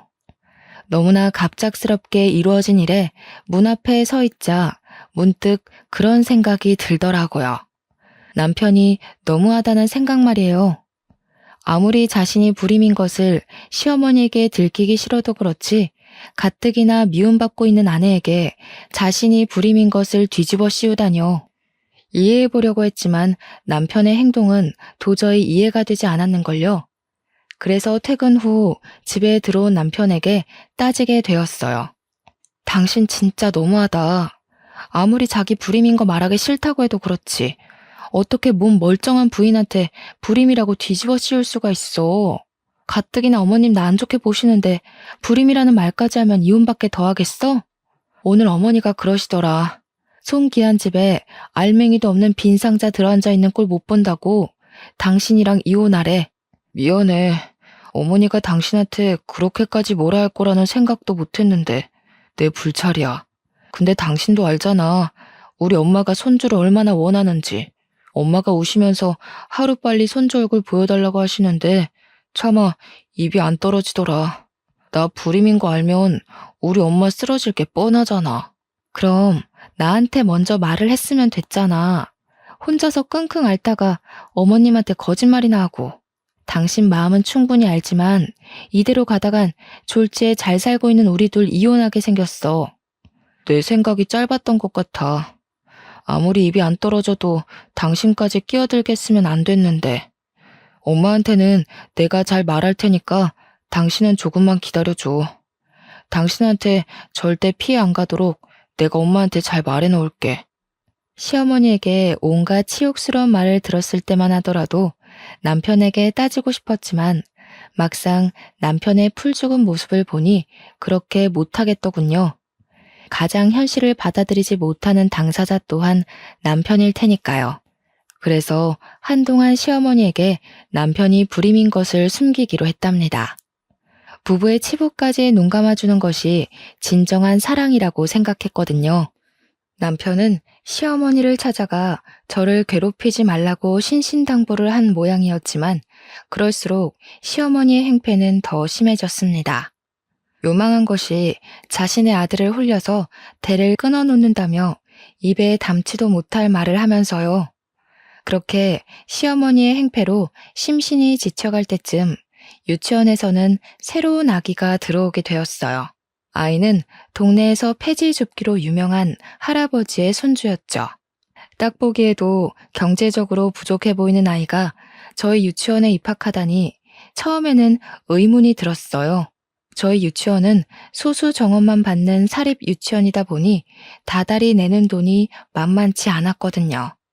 아이는 세탁이 잘 되지 않은 옷을 일주일 내내 입는 것은 물론이거니와 식사 예절 또한 전혀 배우지 못해 수저가 아닌 손으로 밥을 집어먹기 일쑤였는데요. 아이의 상태가 이렇다 보니 다른 유치원 아이들은 점점 그 아이를 피하더군요. 앞에서는 모두들 친하게 지내라 말을 하기는 했지만 선생인 저희들이 보기에도 부족한데 다른 유치원 아이들은 오죽할까라는 생각도 들었죠. 이쯤 되니 남들의 이목을 가장 중요하게 생각하는 시어머니가 무슨 생각으로 아이를 입학시켰는지 의문이 들었어요. 그래서 시어머니에게 욕을 먹을 각오를 하고 물어보게 된 것이고요. 말을 들어보니 시어머니는 아이의 할아버지에게 평소 받는 비용의 2배 이상을 받고 있었습니다. 시어머니의 만행을 알고 나니 소름이 돋더군요. 시어머니가 돈에 눈이 먼 것은 알았지만 경제적으로 부족한 분들의 주머니를 감당할 정도로 악질인 줄은 몰랐으니까요. 그래서 결심하게 되었죠. 교사의 도리로 아이가 유치원에 다닐 동안만이라도 사랑과 존중으로 아이를 가르쳐야겠다고요. 제일 먼저 한 것은 한글을 가르쳐주는 것이었어요. 6살인데도 불구하고 한글을 쓰지 못한다는 것은 있을 수 없는 일이잖아요. 그래서 아이의 할아버지에게 양해를 구하고 아이에게 한글을 가르쳐주게 되었는데요. 아이는 가르쳐주면 가르쳐주는 대로 쑥쑥 흡수를 하는 스펀지 같았습니다. 가르치는 입장에서 아이는 참 탐나는 인재였어요. 2달 전까지만 해도 한글에 한 글자도 못 쓰던 아이가 받아쓰기에 100점을 받을 정도로 발전을 한다는 것은 선생의 노력과는 별개로 아이의 학습 능력이 뛰어나지 않으면 절대로 불가능한 일인 거잖아요. 그 후 아이에게 한글뿐만 아니라 기본적인 예절까지 같이 가르쳤는데요. 아이의 노력과 저의 정성이 통해서인지 아이는 다른 유치원 아이들과 잘 어울렸습니다. 그 모습을 보니 참 흡족했죠. 하지만 그것도 잠시 노쇠해 가는 할아버지의 모습을 보자 아이가 걱정되더군요. 아이에게는 할아버지 이외에 그 어떤 일가 친척도 안 계셨거든요. 그래서 휴대폰 번호를 알려주며 무슨 일이 있을 시 꼭 전화해달라고 말을 하게 된 것이고요. 그리고 아이에게 번호를 준 지 딱 1달째 되던 날 우려하고 있던 일이 일어나고 말았습니다. 늦은 주말 저녁을 먹고 일찍 잠자리에 들려고 할 때 모르는 번호로 전화가 걸려왔죠. 전화를 건 상대는 바로 아이였어요. 아이는 울먹거리며 할아버지가 숨을 쉬지 않는다고 했습니다. 너무 놀라 옷도 제대로 챙겨 입지 못한 채 아이에게 달려갔는데요. 아이의 할아버지는 이미 눈을 감으신 상태였고 저는 아이를 대신해 상황을 수습하기 시작했죠. 일가 친척들도 없는 할아버지의 장례식은 참 초라하게 끝이 났어요. 이쯤 되니 할아버지가 어떻게 그 비싼 돈을 주고 아이를 유치원에 입학시켰을지 의문이었습니다. 기초수급자였던 할아버지에게 갑자기 큰 돈이 생겼을 리가 만무한 거잖아요. 장례식이 끝난 후 아이는 한참 동안 울기만 했어요. 원칙대로라면 가족이 없는 아이를 고아원에 맡기는 것이 맞았지만 차마 그렇게 할 수 없었네요. 아직 가족의 보살핌이 필요한 아이가 고아원에 가 고생할 생각을 하니 눈물이 앞을 가려는걸요. 그래서 일단 집으로 데려가기로 했습니다. 이미 남편에게는 전후 사정을 다 말한 상태였기에 남편 또한 아이를 따뜻하게 맞이해 주었고요. 꼬질꼬질한 아이를 씻기고 요리를 해주자 아이는 눈물을 뚝뚝 흘리더군요. 제가 자신의 엄마였으면 참 좋겠다면서요. 그 말을 듣는데 가슴이 너무나 아려왔습니다. 머리로는 아이를 고아원에 보내야 한다는 것을 알고 있었지만 마음만은 차마 아이를 떠나보내지 못하겠더라고요. 그래서 몇 날 며칠 고민을 하던 중 결국 아이를 입양하기로 결정을 하였죠. 남편과의 사이에서 아이를 갖지 못해 만약 후일에 아무런 연고도 없는 아이를 입양할 바에는 지금 아이를 입양하는 것이 더 나은 선택이라고 생각했거든요. 남편 또한 수도분하고 예의 바른 아이를 마음에 들어 했기에 입양 절차는 일사천리로 해결이 되었는데요. 문제는 역시나 시어머니였네요. 남편이 입양 사실을 털어놓은 당일부터 집을 찾아온 시어머니는 당장 아이를 고아원에 갖다 놓으라며 윽박을 지르셨습니다. 네가 기어코 이를 치는구나. 어디 감히 손귀한 우리 집안에 팬티 하나도 살 돈이 없던 거지 새끼를 입양해와. 멀쩡한 우리 아들이 왜 너같이 하자 있는 것 건사해서 사는 것도 모자라 저런 버러지 같은 자식까지 먹여 살려야 하는 거냐? 어디 뚫린 입으로 말이라도 해봐. 애 입양한 거는 이 사람 뜻이기도 하지만 제 뜻이기도 해요. 오갈 데 없는 불쌍한 애 하나 살리겠다고 입양한 게 나쁜 건 아니잖아요. 엄마도 아이들 키우고 가르치는 공직자시면서 왜 저희 뜻은 이해를 못 해주시는 거예요? 그리고 저번에도 말씀드렸지만 저희는 애 없이 이대로 살아도 충분히 행복하니까 더 이상 아이 문제로 저나 이 사람 스트레스 받게 하는 일 없으셨으면 좋겠어요. 아이고, 네가 꼬리도 없는 불려시한테 홀려도 단단히 홀렸구나. 그렇지 않고서야 네가 어미한테 어떻게 그런 말을 할 수 있겠니? 안 되겠다. 너 당장 저 몹쓸 것이랑 갈라서라. 저 불려시 같은 거랑 더 있다가는 손주는커녕 간이고 쓸개까지 다 뺏기게 생겼다. 이번에도 시어머니는 모든 일을 제 탓으로 돌리며 난리 법석을 떨었어요. 물론 남편이 나서서 시어머니의 행패를 중지하기는 했지만 그래도 서운한 감정이 드는 것까지는 어쩌지 못했습니다. 이 모든 갈등의 시작은 남편이 거짓말을 하면서부터 일어난 일인 거잖아요. 우여곡절 끝에 시어머니가 돌아가신 후 지금까지 느꼈던 감정들을 털어놓으며 조심스럽게 시어머니에게 불임 사실을 고백하는 것이 어떠냐 말을 건넸지만 그럼에도 남편은 조금만 더 기다려달라는 말만 되풀이할 뿐이었죠. 그 후 시어머니에게서 쏟아지는 온갖 시달림을 받고 있자 하니 도저히 제정신으로 견딜 수 없겠더군요. 그래서 친정 부모님에게 도움을 청하게 된 것이고요. 모든 사실을 털어놓자 친정 부모님께서는 경악하며 분통을 터뜨리셨어요. 어떻게든 발을 빼려는 남편과 며느리를 가족으로 인정하지 않는 시어머니까지요. 이런 전후 사정을 모르시는 시어머니께서는 친정까지 찾아와 당장 이혼을 하라며 성화를 내셨는데요. 참다 못한 아버지께서는 시어머니에게 윽박을 지르셨네요. 지금까지는 잘 살고 있는 딸네 부부일 끼어들기 싫어서 가만히 있었지만 우리 딸 눈에서 피눈물 난 걸 안 이상 나도 가만히 안 있을 겁니다. 자기 자식 귀한 줄 알면 며느리도 귀한 줄 알아야지. 그까지 핏줄이 뭐길래 애가 피골이 상접할 만큼 괴롭힙니까? 아이고, 임신도 못하는 주제에 무슨 배짱으로 우리 집안에 시집을 왔나 했더니 지금 보니 다 지 부모를 쏙 빼닮아서 그랬나 보네요. 사돈도 눈치가 있으면 그러는 거 아니에요. 시집간 딸이 애도 못 낳는 빈 껍데기인 걸 아셨으면 화를 내실 게 아니라 바닥에 바싹 붙어서 잘못을 빌었어야죠. 우리 아들이 뭐가 아쉬워서 애도 못 낳는 머저리랑 살 부대끼면서 삽니까? 동네방네 하자 있는 딸내미 소문나기 싫으면 빨리 이혼 서류에 도장부터 찍으세요. 예, 나도 우리 딸 고생하면서 사는 꼴 더 이상은 못 보니 이혼시킬 겁니다. 근데 아무리 생각해도 억울해서 이건 꼭 말해야겠네요. 애 못 갖는 빈 껍데기는 우리 딸이 아니라 잘난 사돈네 아들이라는 거 말이에요. 우리 아들이 불임이라니 그건 또 무슨 헛소리예요? 지금 이혼하기 싫어서 멀쩡한 우리 아들 헐뜯어서 깎아내리려는 속셈인가 본데 괜한 헛꿈 꾸지 말고 애도 못 갖는 딸 이혼시킬 준비나 하세요. 당신 아들이 문제 있는 걸 가지고 왜 우리 딸한테 다 뒤집어 씌웁니까? 못 믿겠으면 사돈이 당장 전화해서 확인이라도 해보시던가요. 처음에는 안 믿는 눈치였지만 아버지께서 강하게 나오시니 시어머니께서는 반신반의하는 심정으로 남편에게 전화를 걸었어요. 그리고 남편이 불임이라는 말을 듣는 순간 시어머니께서는 충격으로 그만 자리에서 쓰러지셨고요. 결국 시어머니는 구급차를 타고 병원 응급실에 실려가게 되었어요. 남편에게 연락을 하니 바로 응급실에 오게 되었는데요.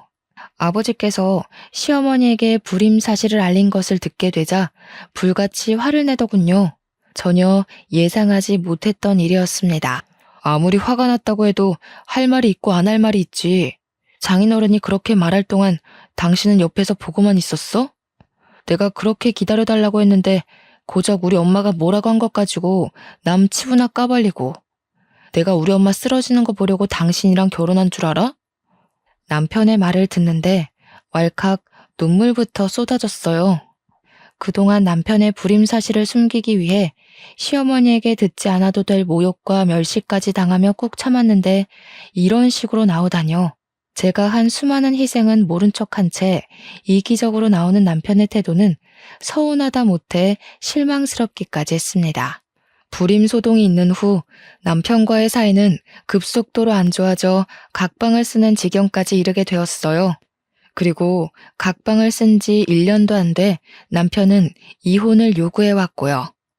일이 어찌되었던 남편과 이혼하기 싫었기에 어떻게 해서든 남편의 마음을 돌려보려고 애를 쓰게 되었습니다.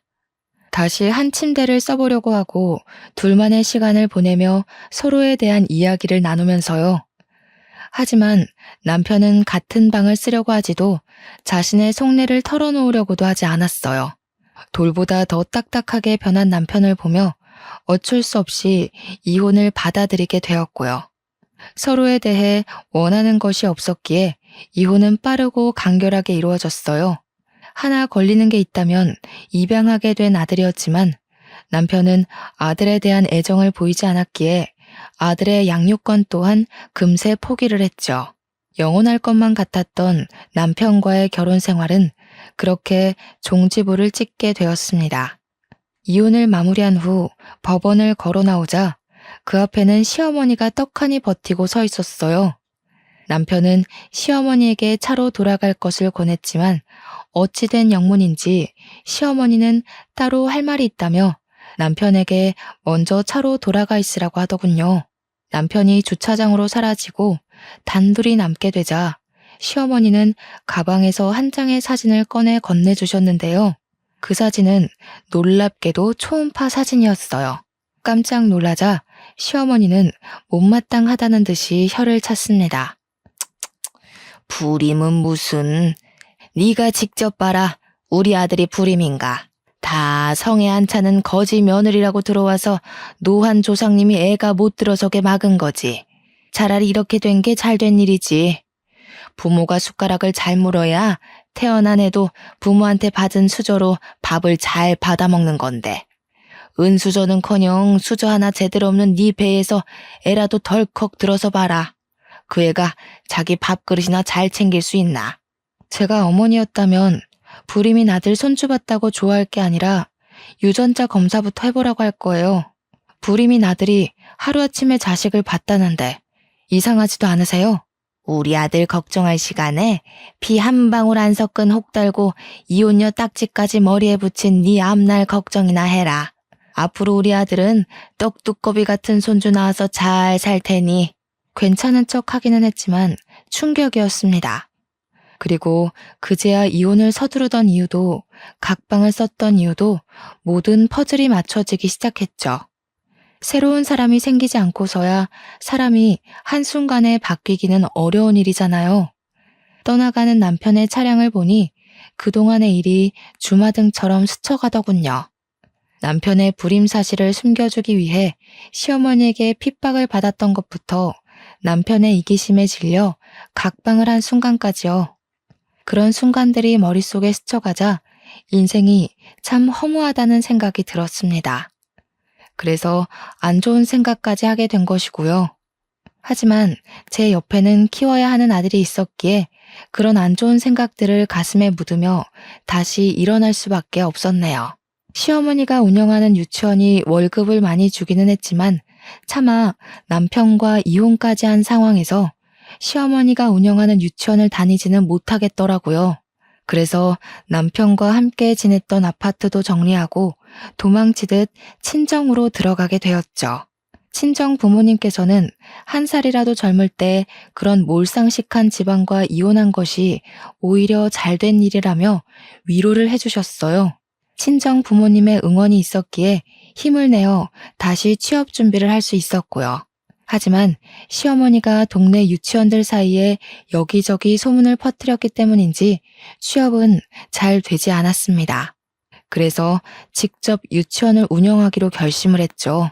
물론 처음에는 계속해서 유치원을 운영할 수 있을까란 의문이 들 정도로 유치원에 아이들이 없었지만 그럼에도 아이들에게 진심을 다하기 위해 노력하니 어느 순간 엄마들 사이에서 믿고 맡길 수 있는 유치원으로 입소문이 나 있더라고요. 유치원의 원장이 된 후 시간은 빠르게 흘러 제 뒷공무니만 졸졸 쫓아다니던 아들은 어느덧 대학생이 되었죠.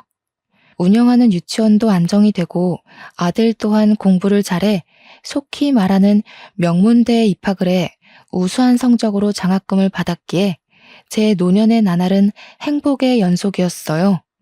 남편과 시어머니에게 받은 상처와 슬픔을 보상받는 기분이랄까요? 하지만 그건 순전히 착각에 불과했습니다. 저희 유치원에는 유난히 장난이 심한 여자아이가 한 명 있었는데요. 처음에는 약간의 꾸중으로 아이의 행동을 바로잡으려 했지만 아이의 장난은 점점 도가 지나쳐갔어요. 다른 아이들에게 피해가 갈 정도로요. 다른 학부모들의 언성이 높아져 하는 수 없이 아이의 엄마에게 전화를 걸게 되었죠. 그런데 전화를 받은 엄마는 우리 아이가 그럴 리가 없다며 오히려 적반하장으로 나왔고 입씨름 끝에 결국 아이의 부모 모두를 유치원으로 부르게 되었네요. 그런데 아이의 아빠를 보는 순간 할 말을 잃고 말았습니다. 아이의 아빠는 다름 아닌 전 남편이었거든요. 전 남편 또한 많이 놀란 듯 입을 번긋거리더니 아이의 엄마를 먼저 보낸 후 따로 이야기할 것을 권했어요. 제 기억이 맞는다면 남편의 아이는 중학생이 되었을 텐데 어린 딸아이가 있다니 조금 의아했죠.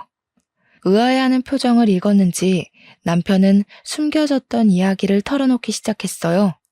첫째를 낳은 후 아내가 둘째까지 임신을 하자 남편은 먼저 유전자 검사를 했다고 해요. 유전자 검사에서 모두 친자 확인이 된 후에는 다시 병원에 검사를 해봤고요. 놀랍게도 다시 한 검사에서 남편은 불임이 아닌 것으로 판명이 났다더군요. 모든 것이 다 병원의 불찰이었던 것이었습니다. 모든 사실을 털어놓은 남편은 미안하다며 사과를 했는데요. 남편의 사과를 받자 씁쓸해졌어요. 병원의 검사만 아니었다면 지금쯤 전 남편의 옆에 아이를 안고 있는 것이 제가 될 수도 있었던 거잖아요. 끝난 줄 알았던 전 남편과의 재회는 다시금 우울감을 주었어요. 그래서 유치원을 운영한 후 처음으로 쉬어야겠다는 생각을 가지게 된 것이고요. 잠시 유치원 선생들에게 제가 할 일을 떠넘긴 후 제일 먼저 한 것은 이사였습니다. 어차피 아들 또한 대학교 때문에 서울로 올라갔기에 더 이상 혼자서 넓은 집에 살 이유가 없었거든요. 한적한 시골로 이사를 간 후였습니다. 집 정리로 한참 정신없던 차 한 통의 전화가 걸려오더군요. 전 남편의 내연녀였죠.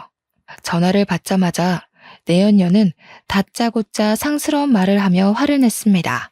당신, 우리 애 아빠 보려고 문제도 없는 우리의 문제 있다고 말 갖다 붙이면서 유치원으로 우리 부부 불러들인 거지? 뻔뻔하게 헤어졌으면 그걸로 끝난 거지. 어디 애까지 들먹이면서 가정까지 있는 남자를 넘보려고 해?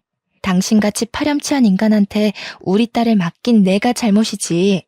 내가 당신 교육청에 고발하고 이 동네에서 얼굴도 못 들고 다니게 할 테니까 유치원 문 닫고 손가락 빨 준비나 해. 기가 차 아무 말도 할 수가 없었어요. 끝난 사이도 아니고 갈등에 종점을 찍은 후 이혼을 했는데 아무리 좋았다고 한들 애틋한 감정이 남아있을 리가 없잖아요. 그래서 내연녀에게 차분히 설명을 했죠. 하지만 설명을 듣고 난 후 내연녀는 오히려 다 끝난 본처 행세를 한다며 더욱더 화를 내더군요. 전화가 끊긴 후 작은 소동이라 생각하며 이 일을 그냥 넘기려 했습니다. 내연녀는 생각보다 더 지독하고 악랄한 사람이더군요. 이사한 주소를 어떻게 알아냈는지 내연녀는 제가 사는 곳까지 찾아와 쌍욕을 하며 오히려 저를 내연녀 취급하기까지 했거든요. 남편에게도 이 사실을 알렸지만 애초에 남편은 문제를 나서서 해결하는 사람이 아닌 회피하고 넘어가는 사람이었기에 큰 기대는 하지 않았어요. 남편의 성정을 잘 알았기에 변호사를 구하려 힘썼고요. 다행히 친구의 도움으로 괜찮은 변호사를 구하게 되었는데요. 변호사는 꼼꼼한 일처리로 내연녀에게 접근 금지 명령을 신청하는 것과 더불어 스토커 죄까지 물며 벌금형까지 선고를 했습니다. 변호사의 도움으로 골칫거리였던 내연녀는 떨어져 나갔고요. 내연녀의 일이 끝난 후 몇 번이나 변호사에게 고맙다고 인사를 했죠. 그랬더니 변호사는 이렇게 만난 것도 인연이니 좋은 친구로 지내자며 제안을 했습니다. 처음에는 단순한 이유로 시작한 사이였지만 변호사는 알고 지내면 지낼수록 참 괜찮은 사람이었어요. 친분이 두터워질 때쯤 변호사는 개인적인 이야기를 들려주었죠. 젊은 시절 변호사는 친구와 여행을 가던 중 교통사고를 당하게 되었다고 해요. 졸음운전을 하던 화물차 때문이었는데요. 목숨을 부지한 변호사와 다르게 운전대를 잡고 있던 친구는 안타깝게도 운명을 달리했다더군요. 친구에게는 아내 없이 홀로 키우던 갓난아기가 있었기에 친구를 떠나보낸 후 변호사는 오랫동안 죄책감에 시달려 속죄하는 마음으로 매년 고아원에 기부를 했다고 말을 했습니다. 그래서 저 또한 개인적인 이야기를 털어놓았어요. 이혼 후 홀로 입양한 아들을 키우고 있는 것과 왜 이혼을 했는지 같은 것들 말이에요. 모든 이야기를 들은 변호사는 친아들도 아닌데 지금까지 키운 것이 대단하다 말해주었고 과거의 아픔이 있다는 공통점 때문인지 저희는 급속도로 친해져 어느 순간 보니 같이 미래를 계획하는 사이가 되어 있었네요. 그런데 변호사는 부끄럽게도 매년 월급의 절반을 고아원에 기부한 탓에 모아놓은 돈이 없다며 부끄러워했는데요. 아무 상관없었습니다. 사려 깊은 배려심과 문제를 외면하지 않고 바로 해결하려는 변호사의 인품은 억만금을 준다고 해도 절대 구할 수 없는 것들이었으니까요. 변호사의 부모님은 며느리를 애 낳는 대용품으로만 보던 시어머니와는 전혀 다른 분들이었습니다. 입양한 아들을 키우고 있는 것을 알았을 때도 괜한 짓을 했다며 비난하는 것이 아닌 그동안 고생했다며 따뜻하게 안아주셨거든요. 변호사의 부모님까지 만난 후 더욱 결혼에 대한 생각을 확고히 하게 되었죠. 아들 또한 변호사를 아버지처럼 잘 따랐기에 저희의 결혼에는 아무런 문제도 없었습니다. 그런데 결혼을 하루 앞두고 아들은 저희에게 상의해야 할 일이 있다며 집으로 찾아왔죠. 아들이 말하길 딱 봐도 불량해 보이는 사람들이 개명 전 자신의 이름을 말하며 오래전 돌아가신 아버지의 이야기를 했다는 것이었어요. 이야기를 들으니 온몸에 소름이 돋더군요. 얼굴도 모르는 사람이 아들을 범죄의 표적으로 정하고 버린 일일 수도 있는 거잖아요. 당장 경찰에 신고하자고 말을 하는데 옆에 있던 변호사는 남자의 이름을 말하며 아는 사이냐고 물었는데요. 아들은 소스라치게 놀라며 변호사에게 친아버지의 이름을 어떻게 아느냐고 되묻더군요. 그러자 변호사는 아들의 앞에 무릎을 꿇으며 눈물을 흘렸고요. 내가 눈앞에 너를 두고도 몰라봤구나. 그때 네 아빠가 아닌 내가 대신 죽었어야 하는데 만약 내 얼굴을 본다면 꼭 사과하고 싶었는데 하늘이 드디어 나한테도 용서를 구할 기회를 주나 보구나. 그럼 아빠랑 같이 여행을 갔다던 사람이 아저씨였던 거예요? 네가 보기에 변명같이 들릴지도 모르겠지만 그동안 네 할아버지에게 매달 돈을 드리려고 노력했어. 그게 내가 할 수 있는 유일한 사죄의 길이라고 생각했거든. 변호사의 말을 듣고 보니 아주 오래전 품었던 의문이 풀리기 시작했습니다. 폐지를 주워 팔며 어렵게 생계를 유지하던 할아버지가 아들을 비싼 사립 유치원에 보낼 수 있었던 것은 변호사가 보내온 돈이 있었기에 가능한 일이었죠. 할아버지가 돌아가시고 아들이 제품으로 온 후 변호사는 행방이 묘연해진 아들에게 항상 미안한 마음을 품으며 아들에게 보냈어야 할 돈을 고아원에 보낸 것이고요. 저와 결혼을 앞두고 죽기 전 한 번이라도 아들을 봐야겠다는 일념으로 변호사임에도 불구하고 흥신소의 도움을 받아 아들을 찾아다녔다며 눈물을 훔쳤죠. 모든 사실을 알게 된 저희 가족은 한바탕 눈물을 흘리고 모두 퉁퉁 부은 눈으로 결혼식에 참석을 하게 되었는데요. 후회는 없었습니다. 진정한 가족이 함께하는 미래에는 결혼식보다 더 행복하고 웃을 일이 많다고 생각했으니까요. 결혼식을 올린 후 저는 다시 유치원에 복귀했어요. 한 가지 달라진 점이 있다면 제 옆에는 영원한 인생의 동반자가 생겼다는 것이랄까요? 전에 같이 일하던 유치원 교사에게 듣기로 전 남편은 얼마 전 이혼했다는 소식을 전해주었어요. 이혼 사유는 심각한 내연녀의 의부증이라네요. 전 남편과 이혼을 했을 때만 해도 세상이 무너지는 것 같은 절망감을 느꼈지만 시간이 지나고 나니 전 남편과 이혼을 한 것이 참 다행이라는 생각이 드네요. 이혼하지 않았다면 소중한 아들을 키우지도 이렇게 좋은 사람을 만나 행복한 생활을 누리지도 못했을 게 뻔한걸요. 이런 걸 보면 사람은 뿌린 대로 거둔다는 말이 맞는 것 같아요. 조금 오지랖일 수도 있겠지만 전 남편이 지금이라도 이기적이고 회피적인 성격을 고치고 새로운 삶을 살았으면 좋겠습니다. 현재 힘든 시간을 보내고 있는 분이 계시다면 희망을 잃지 마시고 꼭 앞으로 나아가셨으면 좋겠어요. 아무리 힘든 일이 있다고 해도 앞으로 나아가다 보면 그 끝에는 꼭 희망이 기다리고 있을 테니까요. 그럼 지금까지 기구했던 저의 사연을 들어주신 시청자분들에게 감사하며 이만 물러가도록 하겠습니다.